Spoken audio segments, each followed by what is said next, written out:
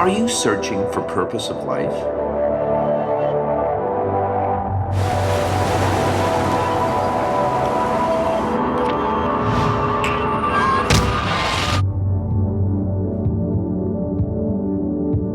Discover your true identity. Stay tuned to Shalom World.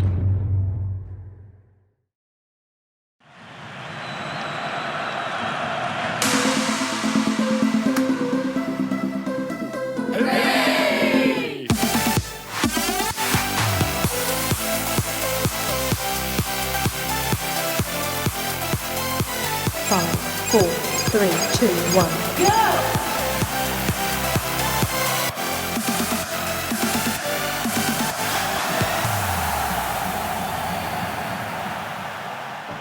Alright, let me see your hand!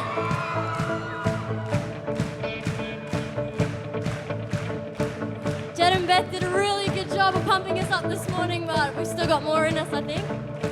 Sing with me! I'm worth more than the riches of this world. Before I was born, you knew me in the womb. You've called me by name to be set apart, to be salt and light. You've called my name, and there is nothing greater than living for the Savior. There is nothing greater than living for you. There is nothing greater than living for the Savior, than living for you. Jump, jump! I submit my life to you, Jesus. All my hopes, my dreams, and my desires, you have called it.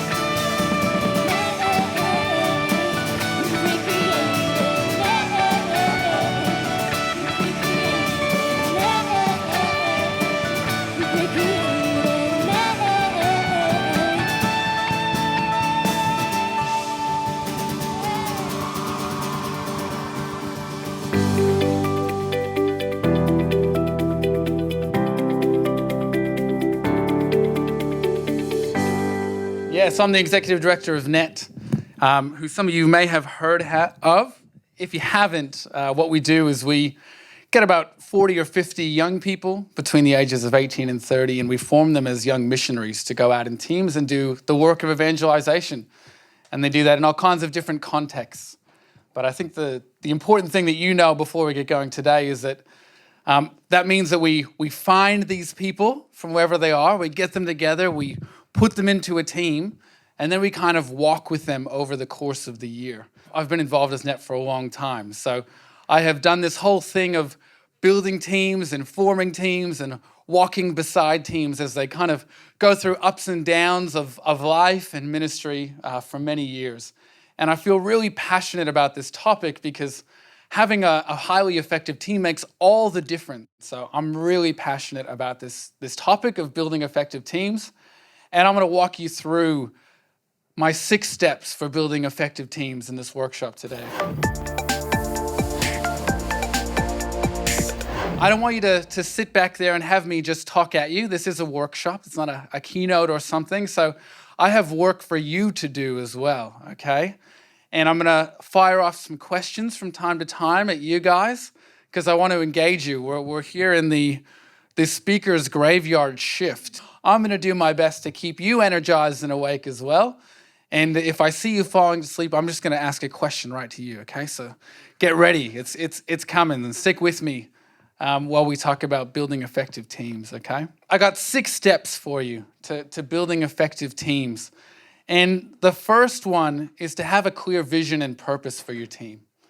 Unless you know what the team is supposed to do, and even more, unless you know why you're putting the team together, the team is going to have a hard time themselves figuring it out. Like if it's not clear in your mind, it's going to be really unclear in their mind about why they're there and what they're trying to do, okay? So for example, if you had a rugby league team, and yes, I am Canadian, so rugby league is something foreign to me, but I've been in Brisbane for almost 10 years now, so I think I've worked it out, and there's a team here called the Broncos, and I'm pretty sure their purpose is to win football games. I could be wrong, footy games, and success for them, looks like winning the grand final, winning the championship game. For a Net team, I'm going to use a lot of Net examples and a lot of sport examples, okay? Because two of my great loves, all right? So sorry if you don't like sports. I got a few sports analogies here for you. For a Net team, the purpose of the team is to evangelize young people, and success for them looks like a young person coming into a relationship with Jesus, okay? So one of the pitfalls as a leader here is that too often we tell the teams what to do, but we don't tell them why they're doing it, okay? Teams need to know why they exist, what their raison d'etre is. If you speak poor French like me, you could say something like that, the reason to be, why are they here? And Simon Sinek does some great stuff on this, Start With Why. If I could get you to write that down as a good resource, Start With Why, Simon Sinek. He's got some awesome stuff in that space. So I could be the coach of the Broncos, and I could get out there and tell them to win games, and I can tell a Net team to go and run retreats at a school. But if the Broncos forget that sport, speaks to the human spirit in terms of developing character, it's a great analogy for life, persevering through difficult matches. When your team is down, you keep going anyways and inspiring young people. Or if a Net team falls into the trap of, it becoming a performance about doing the right drama or being the perfect small group leader, but they forget that the whole reason why they exist is to evangelize young people, well, then they've kind of missed the point, haven't they? So it's not just about what the team is doing, but it's about why they're doing it that matters. And it's your job as the leader or the builder of the team to instill that deeply into them, why they exist and what they are here to do. So providing a clear, inspiring vision and a clear reason why the team exists sets the foundation for successful teamwork.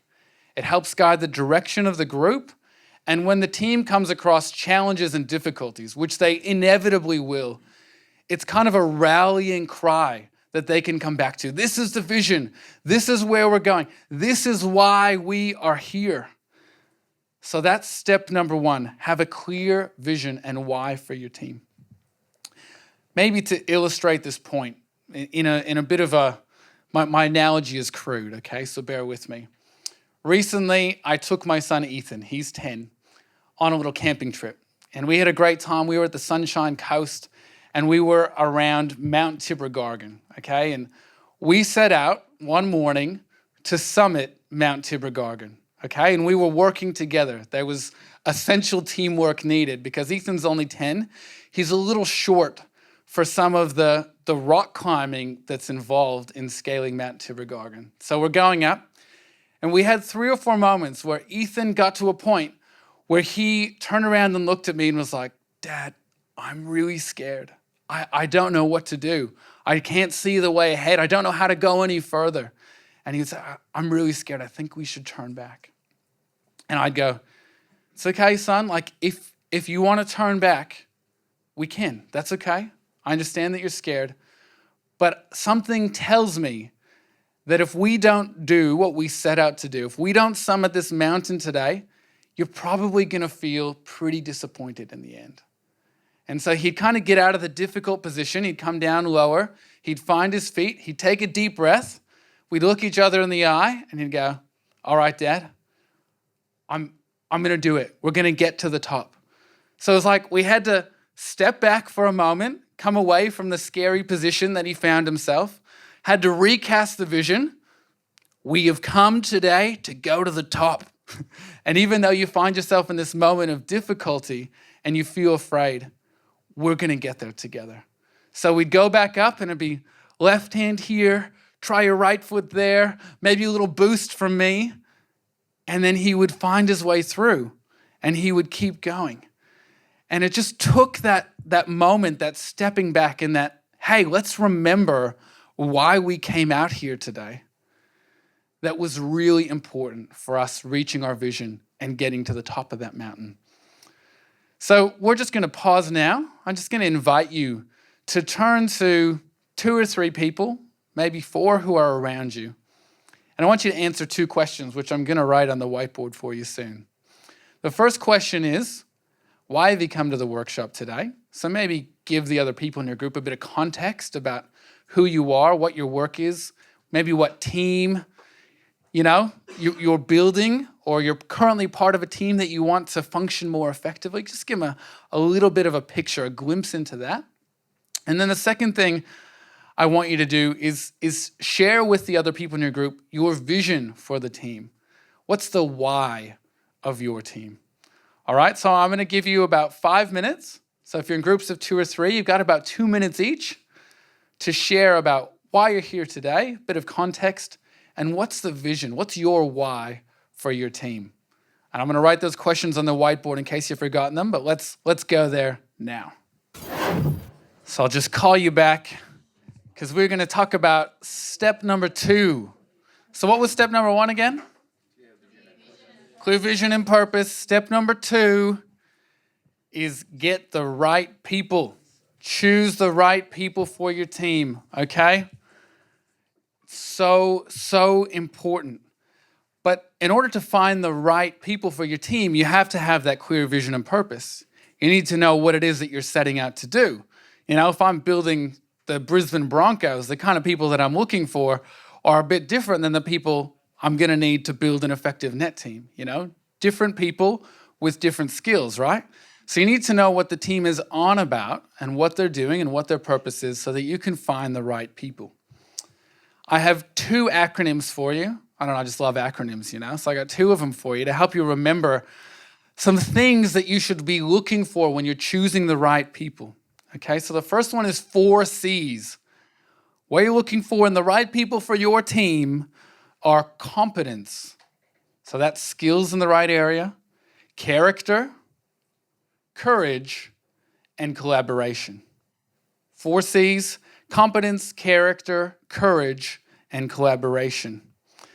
There's a guy out there named Patrick Lencioni. If you haven't heard of him and you're trying to build a good team, check him out. He has some amazing resources and really great stuff. Patrick Lencioni. His book, a great book that we use at Net all the time, is called The 5 Dysfunctions of a Team. And he is going to talk to you in that book all about how to build a highly effective team, the 5 stages or 5 things that teams need to go through to be really effective. And he talks about a good team member has 3 qualities: hungry, humble, and smart. So you want people with a bit of drive, don't you? People who are hungry, who have that get up and go, who are hardworking, who are diligent. You want people who are humble. Even though they might be incredibly gifted, you still want people who are humble enough to be corrected. You still want people who are humble enough to know that they're not good at everything. Because the truth is, no one's good at everything, are they? So we're not trying to have a perfectly well-balanced person. That doesn't exist. But we are trying to create a well-balanced team. And this is one of the areas that I just love so much. When you see people coming together in effective teams, you have these people who are bringing their talents and their gifts and their strengths, and they're just so amazing at different things. But the person next to them is completely different, talented, but in a completely different kind of way. And together, those people can bring a synergy to your team that's absolutely incredible. Let me give you an example. I tend to be a fast mover. I like to do things. I like to get on. I like to push the boundaries and keep things moving, okay? Whereas some other people, they like to move more slowly. You know, they like to take their time. They like to think things through. So I tend to be a bit like Peter, maybe, as was mentioned in the homily at Mass. I can be a bit impetuous, maybe. I have a high risk threshold on many things, like taking my son on a hike up Mount Tibbergargan, you know. And some people don't share my high risk tolerance. And that's great, because those people force me to slow down, think it through. What are all the consequences of this action? And those people really balance me out. And they help my team be more effective because they have different talents and different strengths than I do, which is awesome. So my personal principle when I'm trying to find the right people has always been that character is more important than competence. So when I'm trying to pick a team and I have the choice between 2 kinds of people, someone who has just the utmost moral integrity, they're honest, they're hardworking, they're diligent, they're responsible, but maybe they're not that skilled in what I'm asking them to do. And then maybe I have someone who is incredibly talented in that area, really gifted, really skilled, but their character is a bit dodgy. It's a bit shaky. Maybe they're not so honest. Maybe they're not so humble. Maybe they've got a big head because they are really gifted. I'm going to pick that first person, and I'm going to choose character over competence any day of the week. Any day of the week. Give me someone who is hungry and humble and wants to learn, maybe over someone who's a true expert in the field, but who doesn't know how to work on a team. Maybe because of pride, or maybe because of another reason, maybe because their character is not good. I'm going to choose character over competence any day of the week, you know? Again, give you a crude sports analogy, you know? I know we're in Australia, so people don't know basketball as well, but take a guy like LeBron James, you know? The guy can make all the difference on the basketball court. He could win and lose a game for you. But if he's not willing to be a team player and it's all about him and he's going to be selfish the whole time, I probably don't want him on my team, you know? So that's something for you to consider when you're building your team, this principle of character over competence. The other thing I would say is that diversity is really important. There are so many research articles and studies out there that tell us that teams that have diversity are more effective. They more effectively reach their mission or their goal or their target. Now, I'm talking about diversity in every way you can think of. Having a team with people of diverse ages is really great. Maybe they're coming from different generations and they have different values. That's good, because they're going to rub against each other, and it could be difficult at times, which is a thing we're going to talk about later, a bit about conflict. But having different values and different priorities and having to work through that as a team is actually a beautiful thing. People of different ages, people of different backgrounds, people coming from different nationalities. All of these things can be really helpful for a team, although it could make things difficult and probably will at different points. Having diversity is really important. So that's another thing to think about when you're forming your team. You don't want a team of all men. You probably don't want a team of all women, unless we're talking about, a team in a single gender sport or school or something. But if I had the choice, I'd always have a balanced team, men and women, different ages, different nationalities. It brings something beautiful and something incredible to a team. It's really about what St. Paul talks about in some of his letters about the body of Christ. Together, a team is a little microcosm, perhaps, of what the church could look like. Great diversity, different people working together to accomplish the same goal. And he says that, the ear can't say to the eye, be more like me, be an ear. And the eye can't say to the ear, you should be seeing. Because if the whole team is seeing or the whole team is hearing, you don't have the other thing. So diversity is really important when you're building your team. So Gallup has done some great research in this area as well. And they found that top performing teams have strengths, that's individual strengths in their team members, in 4 distinct areas that they call executing, influencing, relationship building, and strategic thinking. So to have people on your team who are great thinkers, to have some doers on your team, the people who like to hustle around and get stuff done, to have some people who are focused on people rather than the task. I've seen teams that are only focused on people, and you come to their meetings and they're having a great time, hanging out together, but they're not getting much done. Or maybe there's the teams that are busy doing and running around and getting lots of stuff done, but they're not relating to each other. They're not building any trust, So a balance of thinkers and doers, a balance of people who are strong with people and people who are strong on task is going to lead to the best possible outcomes. So that is step number 2, choose the right people. Choose the right people. Quick question for you.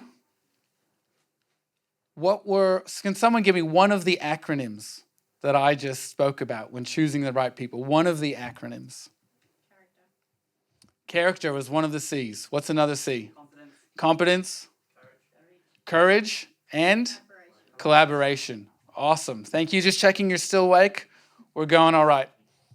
I'm going to give you 1 minute to think about your team. Maybe it doesn't exist yet. If not, who are some of the right people that you see around? Or if your team does exist at the moment, I want you to think and write down for each of the people on your team one of their top strengths, one of the things that you see in them that really sets them apart and makes them unique. All right? Only 1 minute this time. Here we go. Just quiet reflection. Either, if your team isn't built, who are the right people? Or if your team is built, what are the top strengths of the people on your current team? All right, we're going to keep moving along. I'm going to keep writing these questions up here for you on the whiteboard, so if you've forgotten, you can see them later. So now we're on step 3. So we've got a clear vision and purpose, and now we've got the right people. The next step is to get them to do the right things, right? So we've got a clear vision and purpose. We got the right people doing the right things. So the question, obviously, now is, well, what are the right things, okay? So when I'm talking about the right things, I'm talking about 2 different things. I'm talking about, number 1, roles, and number 2, goals. So this one's all about roles and goals, okay? And yes, it's annoyingly rhyming, okay? Just so you remember for later, okay? So the main message for roles is that you need to put people in the right place. And this sounds maybe really obvious, but I have found that it can actually be really challenging, especially when you're building a new team, and particularly if you don't know a whole lot about some of the people that you're working with, okay? And this is so important because when you put someone into the right place and they are operating out of their strengths, they are going to be coming to work energized and on fire and feeling passionate. And if you put someone in the wrong place, they can be an incredible human being who's hardworking and energetic, but they're going to come to work and they're going to feel deflated and flat and bored and all kinds of negative things. Like if you put me into a job, and maybe you're the same, that I hate, even though I'm kind of a go-getter and I'm kind of energetic, suddenly I'm like, oh my gosh, why am I doing this? Like, put me in front of a spreadsheet for too long and I am like asleep. Like, oh, what is going on, Maybe that's you. And then you could take someone else and put them in front of that spreadsheet and they're like, woohoo, here we go. I know they're rare, but they do exist. I've met a few of these rare unicorns, okay? But they're like, yes, give me a spreadsheet. Let's fire this bad boy up and we're going to crunch some numbers and it's going to be awesome, And what a beautiful thing that God has done by making all kinds of different people. But if you put that person who loves spreadsheets standing up front of you to give a talk, might not bring them life. Or if you put the person who would just love to be standing up in front of you while speaking and you put them in front of a spreadsheet, you're probably going to slowly kill them, right? And I think we know this intuitively, but when it comes to our teams, so often we're guilty of not putting people in the right place. We give them the wrong role on our team. So it's about connecting the right people and putting them in the right spot. Now, I call that their sweet spot. You want everyone in their sweet spot. And it's their sweet spot because when they're doing the tasks of that role, they feel great and they're gaining energy by doing the tasks of that role. And people are going to be in the wrong role when they feel flat and disconnected and bored, right? And this can be hard because I understand that maybe you've inherited a team. In my time as Director of Net, I've inherited staff members on Net. And I remember getting one person in particular, I'm not going to name any names here, but that person was clearly feeling demoralized. They didn't have much energy. They were feeling pretty flat. And, the temptation maybe sometimes is to go, well, off you go, move along. But what I wanted to do with this person was to figure out where is your sweet spot? So we did some work together. We had some coaching. I had them do like a Gallup strengths thing. And then we could sit down and talk about where's the right role for you here in our organization? Where can we move you so that you can find your sweet spot? And I did that. So I just moved him out of that role, pushed him over into another role. And suddenly when he was there, he was like a new employee. Suddenly he was the guy at work every day who was happy and like, good morning and energetic. And like, he was alive again because he was in the wrong role and we found his sweet spot. So as the leader of a team, make sure you got your people in the right spot. If you're building a team and you're literally starting from scratch and you've just come in the parish maybe, and they're like, you're the youth minister, off you go. And you're like, oh my gosh, I need to build a team. I can't do this alone. Great. You have the opportunity probably to build some roles around the right people, to go, where is your strengths? Where is your sweet spot? And I can put you in there. If you're in a well-established big organization where job descriptions are highly structured, you may not have room to do this. And you may need to be a bit more creative in finding that person a way that they can still fulfill their job description, but still find life at work. And it might involve, painting outside the edges or letting them do a special project with 10% of their time. But finding some way to really get people in their sweet spot, I think is so important. So some stats for you. Okay, in the workplace, when an organization's leadership fails to focus on an individual's strengths, the odds of an employee being engaged are a dismal 1 in 11. 9%. And I don't know what it is in Australia, but in America, it's something like 70% of people go to work every day and feel disengaged. That makes me just want to rip my hair. I just feel so deeply for these people who are suffering what I feel like is a silent death, going to work every day, doing a job that they hate.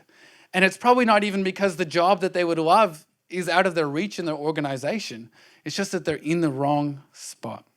All right, so that's the first one, that's roles. And the second part of doing the right thing is about goals. So if your team is spending their energy on doing a project or doing something that isn't taking you towards the vision, then they're wasting their time, aren't they? You know, you can just picture a map in your head of we are here. My job as a leader is to get us there. And here's the straightest line from A to B. But the team is over here, you know, going through the wilderness, spending time and energy doing things that aren't on the direct path. Your job is to keep them in alignment with where you're trying to go. So doing the right things, the right people doing the right things is also about making sure that the team is spending time and energy on doing the most important things that are going to get us as quickly from A to B as possible. So setting goals, another acronym for you, SMART. Specific, measurable, actionable, realistic, timely. Like making sure that the goals aren't high and lofty, but that they're really concrete. So saying, hey team, we need to increase profits if you're in a for-profit organization, or hey team, we need to evangelize more people, is probably not specific or measurable. But if you say, we want to see our profits go from 10,000 to 20,000 between now and February, hey, that's really concrete. We can figure out if that's happening, we can measure that, and we can work towards that. So you need to set goals that are in line with your vision and make sure that the team is focused on the right things. All right, so we've got a clear vision and purpose. We've got the right people doing the right things in the right way. Next, what we need to do is a bit of management, okay? Because once we figured out we got the right people, they're doing the right things, and they're doing it in the right way, we still need to keep monitoring how they're going, how they're tracking against those goals, evaluating, and giving feedback. So really quickly through these ones because they're really simple. Would someone be willing to share with our group one of the goals for their team between now and December that they wrote down in step 4? It's just going to make my ability to make this really concrete much easier. Anyone? Perseverance. Not quite a SMART goal. I need something a bit more specific. So get child protection stuff all in order. Getting all the Fantastic. So let's say that's 10 different things between now and December you got to get in place, or maybe it's 100, I don't know. Hopefully less. Let's call it 10, okay? Monitoring is simply going, we said we're going to get these 10 child protection things done before December. Where are we at? Are we done 2, 2.5, or 5.5? That's it. Evaluating is going, we're really struggling to get to 10. It's not quite working. Why is that? Evaluation is simply going, how could we do this better? How could we as a team improve in this area? And feedback is going, as the leader of the team, or as someone who's responsible for a certain portion of the vision or project, going, hey guys, I want to give some feedback. Last time we spoke about how we're only at 2 child protection policies out of 10, and that we were going to need to pick up the pace. I got to tell you that I've observed that you guys have done a really great job of that. When I came into the office yesterday, there was energy and there was urgency, and I felt like the pace had really picked up. Good job. Or maybe it's, hey guys, we said we were going to pick up the pace. Yesterday I came in the office and I saw 3 of you standing by the water cooler, hanging out, having a nice old chat. But remember we said we were going to get a bit more urgent about this stuff? Some feedback is that I haven't really seen that happening. Well, let's keep going. Give them a bit of encouragement. So feedback can be really like that. It can be really informal. It could be really formal, like in the context of a performance kind of management conversation. But I really think that feedback should be constant from a leader. It should be positive, should be constructive, but it should become less formal, more informal, and more regular. You know, if you only give feedback when things are really bad, guess what people say? Hey, we would love to hear more from you. We would love to hear some things that we're doing right, maybe, rather than just all the stuff we're doing wrong. So as a leader, monitoring where the team is at, drawing them into evaluating, so it's not just your perspective. Hey guys, and often they know better than you do as the leader how things are going and how they could improve. And then opening up a communication channel for feedback where you go, hey, you guys are doing a really great job, well done. Or hey guys, I think we could improve in this area, let's keep going. So we've got the right people, they're doing the right things, they're doing it the right way. We're staying in alignment through management. So we're monitoring, we're evaluating, and we're giving regular, positive, constructive feedback. The last thing I think it's so important that we do is celebrate. Every human being wants to be recognized for what they do. They want to feel like they're making a contribution. They want to feel like what they do for your team is really, really important. And it's your job as a leader to see that, to notice that, and then to recognize and celebrate your people.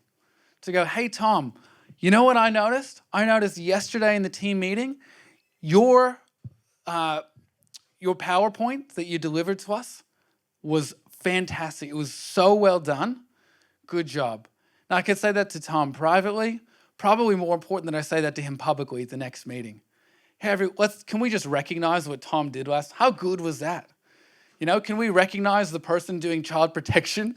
They're working their butts off in the background. Most of us don't notice, but Ben is doing a fantastic job on all that child protection stuff. Have you noticed? So it's so important that we celebrate. And if we don't celebrate, man, it becomes a bit of a slog, doesn't it? You're working hard, you're chipping away at those goals, but you feel like maybe you're not getting anywhere, or you feel like your great vision of reigniting the church and setting young people on fire, you're not sure if that's happening. But if you take the time to ask the team and go, hey, what are some victory stories from the past week? Let's celebrate what God has been doing in our team. Let's celebrate what's happening in our school. Let's celebrate, what's happening in our mission field. To go and to recognize and to celebrate the wins that your team is creating, to celebrate each of the individuals in their role, to give them public affirmation, to give them praise, to, give them a reward. Go, hey, guess what? You're Employee of the Month. And for that, we've decided to send you and your wife away for a night down the coast. Hey, how good would that be? There you go. There's some recognition and reward for you. And every time someone wins Employee of the Month, they're going to get a $100 gift voucher to go out and have a nice dinner. Whatever it is, so important that we as a leader, that we celebrate, that we reward, that we acknowledge, and that we recognize. Because celebration brings life to your team. Celebration reminds your team what their purpose is and why they are there. And if you don't celebrate, it just becomes, okay, great, tick, we achieved that goal, what's next? And that can become, you can feel a bit like a hamster on a treadmill if you do it like that. When your team reaches that big goal, when you get to number 10 in December and you go, we completed everything, your team should have a party and you should celebrate and you should point out how hard everyone worked and tell them what a great job they've done. So there you go. If you want to build a highly effective team, there are 6 steps. Clear vision and purpose. Know your why. Number 2, choose the right people. Number 3, get them doing the right things. That's about roles and goals. Then you need them, what's number 4? To do it in the right way. That's right. And then we're going to monitor, evaluate, and give regular feedback. And the last thing we're going to do is we are going to celebrate. We're going to recognize, reward, and celebrate. Thank you so much. You guys have been great through the graveyard shift. Thanks so much for coming. I hope and I pray that your teams are better for this and that God's mission and the kingdom is expanded because of your highly effective teams. Amen. We've just heard from Mark Doyle. Would you like to share one thing you loved about his talk? Just 6 key things to how to make a great team, how to build a great team, and all 6 things were just fantastic and so important. And 6 things I need to apply to my team. So 6 out of 6. Excellent work. Thank you. Just got Joe here from St. Paul's at Woodridge. Joe, how have you found Ignite? Is this your first one? Yep, this is my first time and I really like it. Get to meet different people from different sites and we share personal experience and also get to learn from them as well. Excellent. And we've just heard from Mark Doyle. What would you like to share about his talk? What did you love about it? I really like it when he'd say empowered. So when you empower someone to do something, you sort of give them responsible. So instead of letting them being just a team player, you ask them to be a leader and to come up with anything that they have. And I really like that part, yeah. Excellent. Thank you very much, Joe.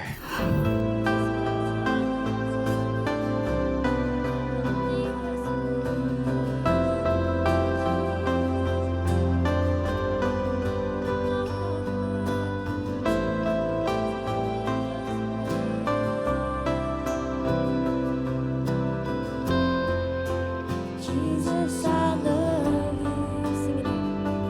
I will worship you, Lord, in spirit and truth.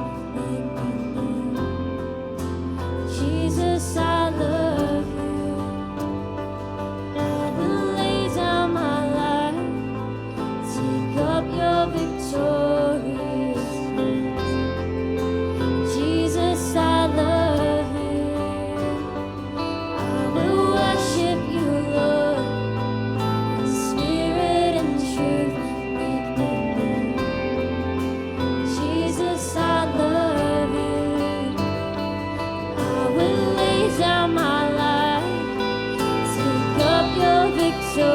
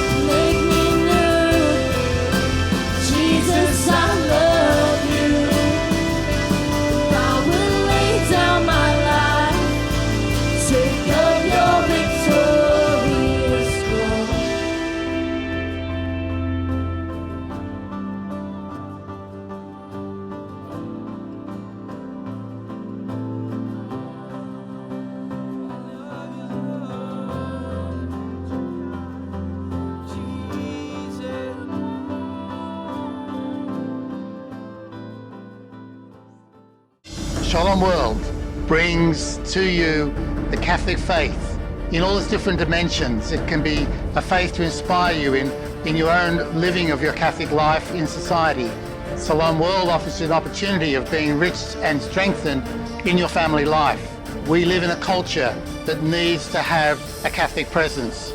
We live in a culture that needs to be evangelized by the presence of Catholic teaching and the inspiration to live according to our Catholic way of life.